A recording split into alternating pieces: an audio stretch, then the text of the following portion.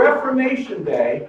It is the day, October 31st, 1517, when a German monk priest named Martin Luther did something that really did change the world. And I kind of imagine that if Martin Luther had logged onto his Facebook page that day, he might have posted something like this.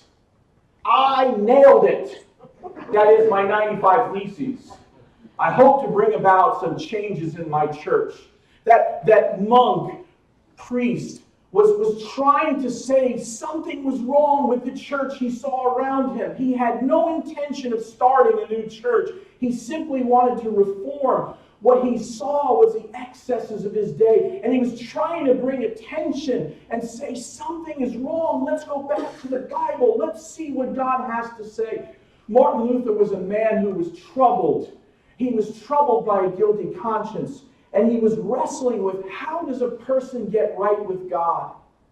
As he actually performed his very first Mass when he became a priest, he recounts how he held the host, and as he said the words of consecration, he was literally trembling. And he said, how can I stand? How can I, before a holy God, say these words? Who am I? And he had a sense of his own sinfulness before God. And he tried to make himself right with God in the ways that he knew in that day. And so he did things like fast days on end to try to make himself right with God.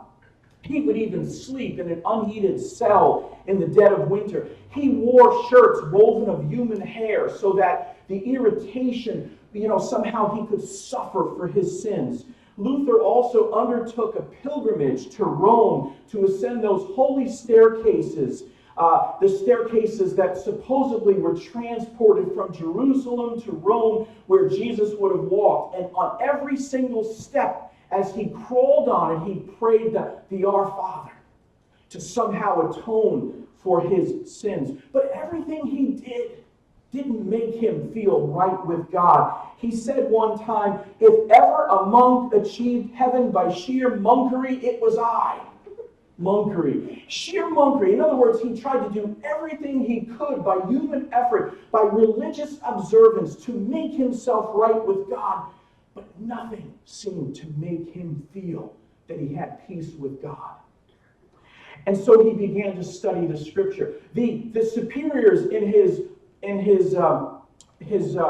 monastery, that's the word I was looking for, sent him off to study. And they said, let Martin Luther study the Bible. Get out of our hair because he's bothering us. And he began to study the Bible. And he began to study the book of Romans. As he studied the book of Romans, he began to have a spiritual breakthrough.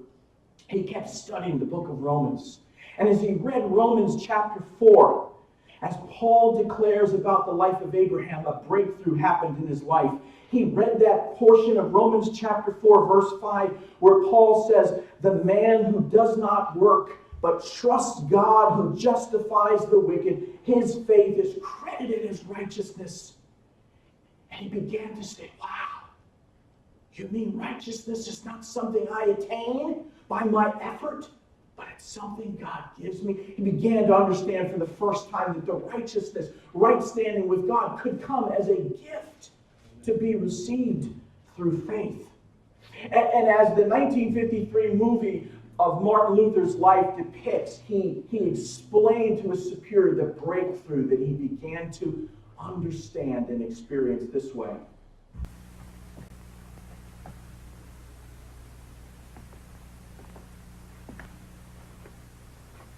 This is a symbol too.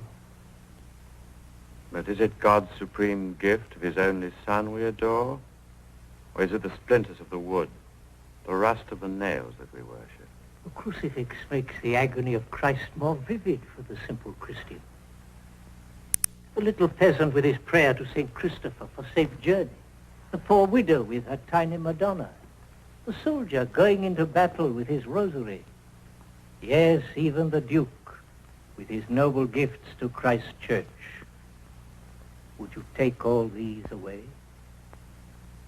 Doctor, you people's priest, you cannot afford to shatter their faith by tearing away its visible supports. As their priest, responsible to God for their souls, can I afford not to? Symbols to inspire devotion, yes. But crutches to uphold a tottering faith? Doctor, whence all this sudden doubt? This is no sudden doubt, but a growing certainty. Dear Vicar, what little certainty I have you gave to me. You heard my sin. You sent me to Rome to fortify my faith. You sent me to Scripture to find my God. You brought me here to Wittenberg to preach his word. And here in my room, I've been preparing my lectures on the Epistle of St. Paul to the Romans. And here, I think I've found the truth at last. And when I found it, it was as though the gates of heaven were open to me. Romans 1:17. Justitia enim Dei. Justitia enim Dei, for the righteousness of God is revealed from faith to faith. As it is written, the just shall live by faith. And so? Worthy Vicar, do we find anything here of relics? By faith man lives and is made righteous, not by what he does for himself.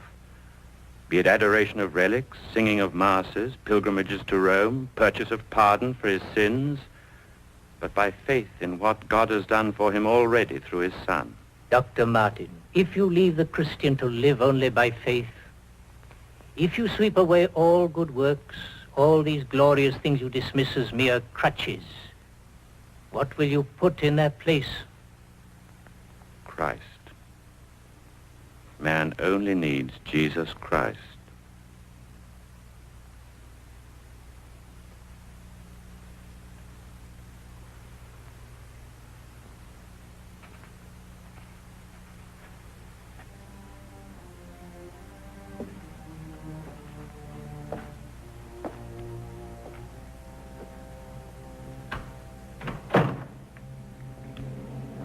The just should live by faith